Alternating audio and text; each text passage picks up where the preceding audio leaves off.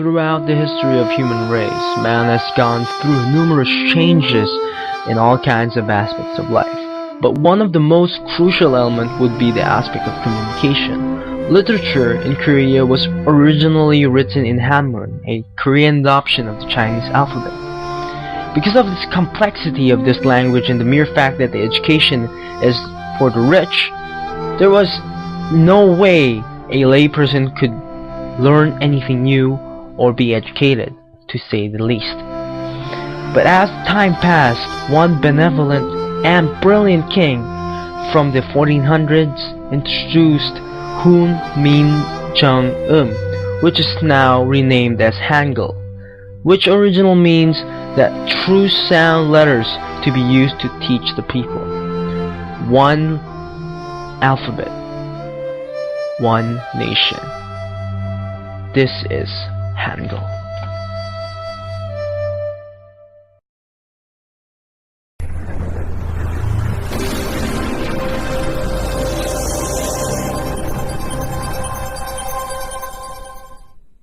Have you ever wondered about the Korean alphabet today? You see circles, sticks, and other such. So you don't know whether what country language it is. So let me introduce you to the Korean alphabet, Hangul. Usually they call it a king's love for his people. It was made for lay people to understand literature and for education.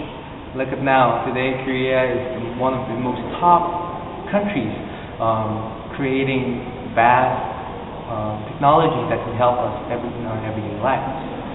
So what I'm going to do right now is to show you professionals to talk about the alphabet itself and its application in business, media, and other experimental purposes. With that, let's go into the business application of Hangul design on usually clothing and such.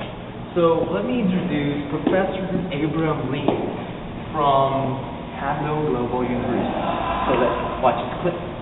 Look at what's popularized Chinese characters, for instance. I mentioned how there were very strong characters behind these players, such as Bruce Lee and Jackie Chan. And this was at a time when most people were unfamiliar with Chinese characters and Chinese culture. In the United States, people naturally gravitate toward images of power and strength and courage. Because he represents strength and power, whatever kind of writing was on there, irregardless of whether or not people even understood what that meant, people wanted a shirt that Bruce Lee wore. Characters become popularized on clothing and on packaging, and people knew when they saw Japanese characters because they tend to look very distinctive as well, and it tended to be on product packaging and on comic books and on a lot of movies that were popularized in the 1980s, Godzilla movies or Majinga or others that were translated and imported into the US market. But when you look at that, Japanese emphasize a certain feeling as well. Excellence in electronics or futurism or robots or kind of more advanced technological imagery. Now, we look at what Korea does, and Korea doesn't have that kind of backing, a cultural anchor to the Hangul. So when you're looking for an anchor to give meaning and depth and richness to the importance or to the feeling that people get when they look at Hangul, you need to do something to find a connection.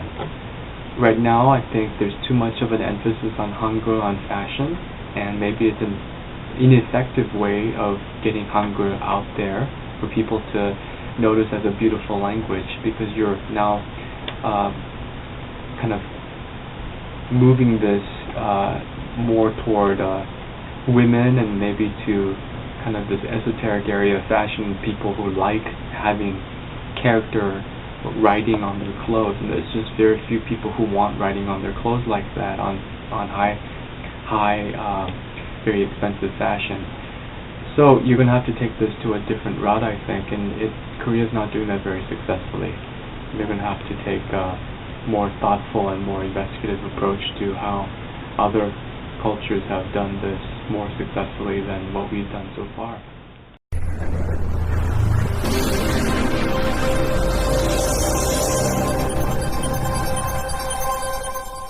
case you were wondering, I'm going to our next speaker, Roy Hank, Professor Roy Hank.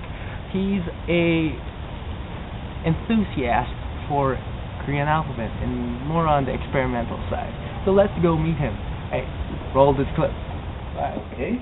I've been asked to share about why I find Hangul such a fascinating script for writing.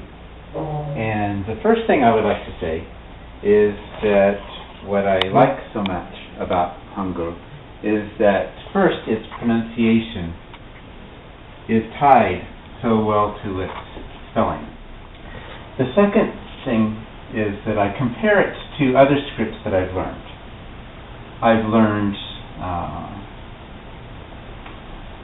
learned scripts for, of course, English and also Greek and Korean, Russian,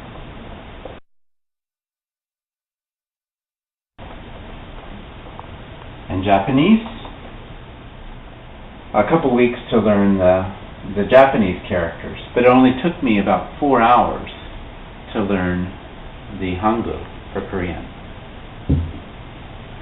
And so also I had a few tricks.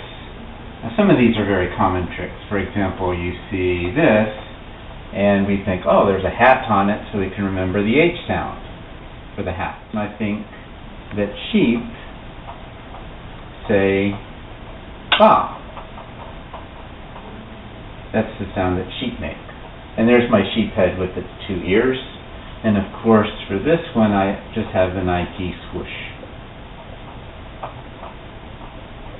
And so I saw those. That was some of the things I used to make it very quick to memorize the Korean script. Also, when I learn a new pronunciation of a new language that I'm learning, for example, when I learned Russian, I was already here in Korea. So when I would learn a new word, to make sure that I had the pronunciation correct. But I would also modify it. For example, there are some consonants that you can say in Russian that you cannot say using the normal Korean Hangul. So I would do my own modifications.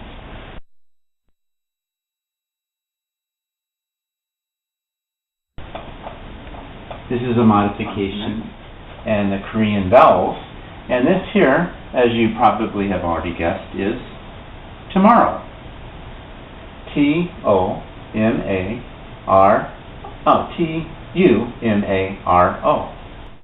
Instead of coffee, I have coffee using the English F to get the precise pronunciation for the F. So I have fun, as you can tell.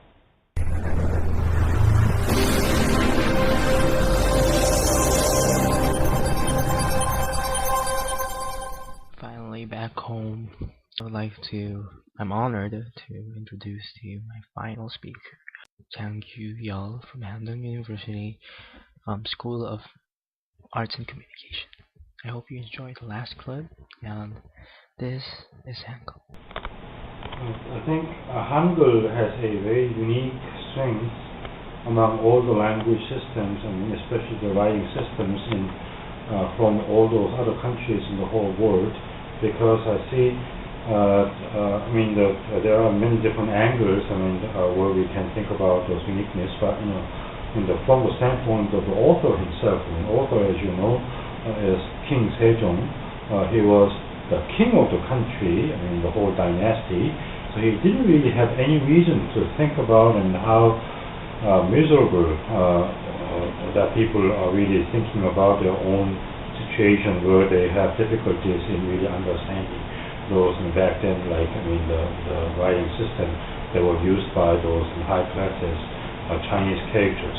But as we saw, in that original document explaining about the reasons why he invented the Korean Hangul system, he said himself, the King Sejong himself said that because he thought, it was a kind of very, very abject and miserable kind of situation, for average people and people in the street have tremendous challenges and difficulties in understanding those Chinese characters. So that's why he really wanted to help and facilitate communication styles and communication flows among those average people. So that's really, tremendously different kind of understanding and kind of respect, for those average people. From the standpoint of King himself again, that's really amazing and it's so surprising. And by the fact that he had that kind of openness in his mind, that is a huge kind of source for a kind of ample cultural content there. So from this media angle, my position is that the author himself is really giving us and providing us all kinds of stories, admirable stories behind the creation of Hangul system back in 1446. That's another one. We have seen some professionals talk, layman people talking about the same language, different perspectives. So, what is your perspective of the Korean alphabet? Popping bottles in the ice like a blizzard. When we drink, we do it.